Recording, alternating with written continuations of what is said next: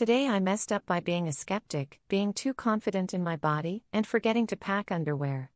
This happened over the weekend and not today. My cousin told me to share the story on this sub. So last week my family and I, 21-year-old male, drove a few hours over to my uncle's house where we were planning to spend the July 4th weekend with him and his family. Since it was one of those shorter vacations, I didn't bother even packing until the morning we left, and of course my ass realizes I've forgotten my swimsuit, towel, contact case, and any socks or underwear, besides the ones I was wearing, once we are 3 hours away from home. Before we get there, my dad stops at a store and I picked up everything that I needed as cheaply as possible. For underwear it was just a 3-pack of Fruit of the Loom tidy whities that I got for like $5. We finally get to my uncle's and have a really good rest of the day playing a crap ton of spikeball and swimming in my uncle's pool. Around sunset my cousin brings me to his room so I can use his shower and change before we have a bonfire. I come out of the shower wearing just the tidy whities and my cousin has an absolute laughing fit cause I'm low-key digging how I look in them with my post-soccer season body. He tells me that I should show up to the family bonfire in just the tidy whities so he can film a TikTok, and I am totally on board because it's pushing 90 degrees even with the sun coming down, and that type of fuckboy clownery is 100% on brand for me. So I strut out to the bonfire like an underwear model on a runway and rein in the laughs from everybody. I walk over to my uncle who's 100% one of those manly man, old school guys, and put my arm around him.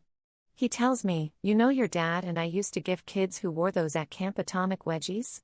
The ones where they pull your underwear over your head." I call bullshit because I've always genuinely believed that it was impossible. He shrugs, looks over to my dad, and the next thing I know my dad grabs me by the arms while my uncle snatches the waistband on my backside and heaves. I'm literally lifted off the ground and my uncle starts curling me by my undies like he's in the gym.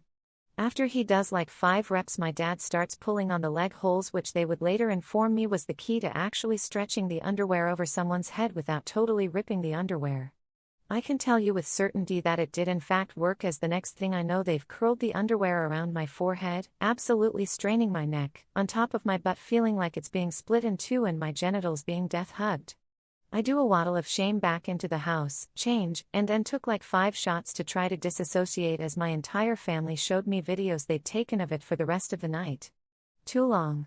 Didn't read. I thought I looked like hot as hell in tidy whities and showed up to my family bonfire in them only to end up getting the biggest wedgie from hell.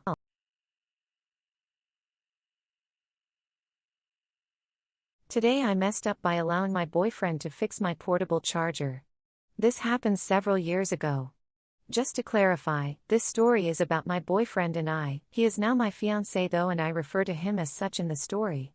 We were not engaged at 15.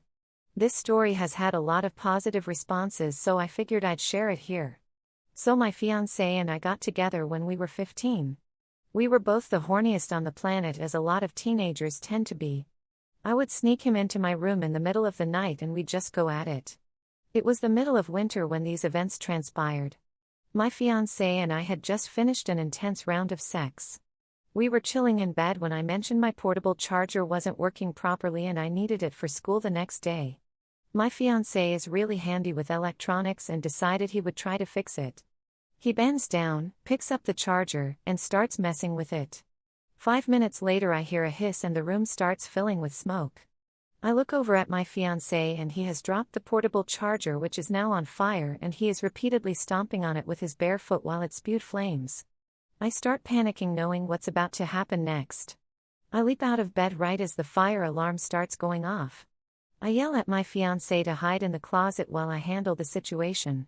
My father had caught us before and threatened to put bars on my window if he caught us again. My horny brain couldn't stand the thought of not having our midnight sexcapades anymore. As I was naked, I quickly bundled up in a blanket and hauled ass up the stairs to assess the damage. By this time everyone in the house was awake due to the fire alarm screeching. I tell my dad my portable charger exploded before getting myself back downstairs. I open my closet and tell my fiancé to get out the window, now. I watch my butt-ass naked fiancé scramble out of my basement window into the snow outside. My father and uncle burst into the room and spray the flaming battery pack with a fire extinguisher. Afterwards, my father tells me I'll be sleeping on the couch for the night. All the while, my poor fiancé is shivering outside, naked, for all the world to see. I managed to get him his clothes and sent him home for the night.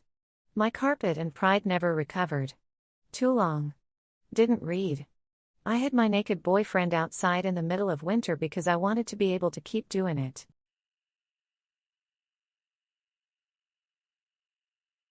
Today I messed up by accepting a job offer by a Mormon who thinks I'm Mormon, but I'm an exmo. My resume said I went to BYU, which I did. My interviewer was happy to tell me she went there too. She told me that about 80% of the staff are of some sort of Christian faith. Mormons consider themselves Christians, even often praying together, and asked me if I'm comfortable with that.